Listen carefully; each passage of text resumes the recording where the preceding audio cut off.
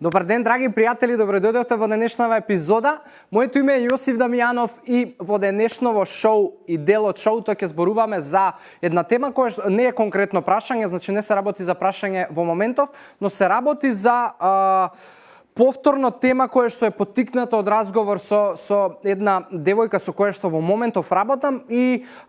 кога разговаравме и кога се запознавме на почетокот и ја прашував како отприлика тече нејзиниот ден, што до сега правела во врска со можеби исхраната, со тоа што сака да постигне некаков подобар резултат, што до сега правела во врска со нејзиниот проблем кој што е вишок на килограми и така натаму, меѓу другото, меѓу сите тие диети кои што ги има пробувано, ми кажа дека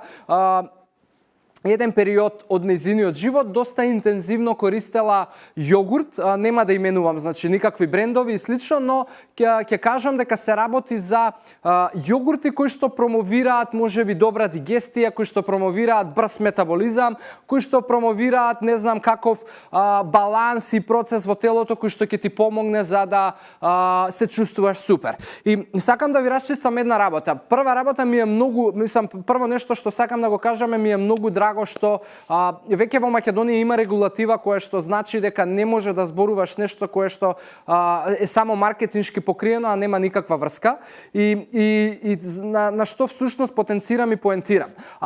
Не постои јогурт кој што или било каков производ кој што е магично стапче и може да ви направи нешто и да подобри некаква функција во телото и да излечи нешто и не знам со тоа што ќе пиете ќе одите веќе многу редовно во ВЦ и метаболизмот ќе се управи и така натаму, затоа што без разлика што пишува на етикетата и без разлика каков бренд е јогуртот и без разлика како изрекламиран, на крај на денот сите јогурти се прават речиси исто. Може би постојат мали нијанси во вкус, во сол, во густина и така натаму, но јогуртите и тој дел од млечната индустрија ги прават потполно исто и се знае како се прави јогурт или не знам кисело млеко. Точно е дека има јогуртот е добар пробиотик, да речеме, и може да помогне во убрзувањето на некои дигестивни функции, можеби одењето во тоалет. Но тоа не значи дека треба да со тоа што ќе пиеме можеби одреден јогурт ќе ни помогне да го убрзаме метаболизмот. Прва работа, метаболизмот е еден многу сложен хемиски процес и тоа се многу хемиски процеси кои што зависат од многу работи. И тоа не значи дека јас ќе лежам денеска во кревет и ќе се напијам јогурт и мојот метаболизам ќе почне да функционира и ако сум имал проблем со запек и нередовна столица, јас ќе почнам да одам во тоалет. Тоа се многу погрешни мислења и многу погрешни перцепции на луѓето и јас го разбирам сето тоа и затоа во светот па еве во Македонија почнаа да се прифаќаат некои регулативи кои што ти како производител не можеш да кажеш дека со јадењето на овој производ ќе се деси не знам што. И целта на оваа епизода ми беше токму тоа да ви кажам дека не постои никаков продукт кој што ќе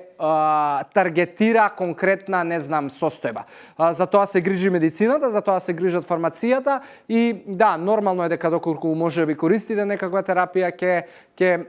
видите нели некакви промени кои што се повторно моментални и кои што третираат можеби одредена состојба здравствена која што е пореметена, но од друга страна можеби ќе исчепкаат и ќе пореметат некој друг систем во телото и орган, но како и да е, јас не сум компетентен да зборувам на тоа поле, но тоа се факти и работи кои што ги знам и знам дека се така и никако поинаку, затоа немојте да верувате на се што ќе видите на телевизија и на билборд и има една поговорка која што вели дека се што гледате можеби на билборди па и баш не се јаде, затоа што најдобриот начин да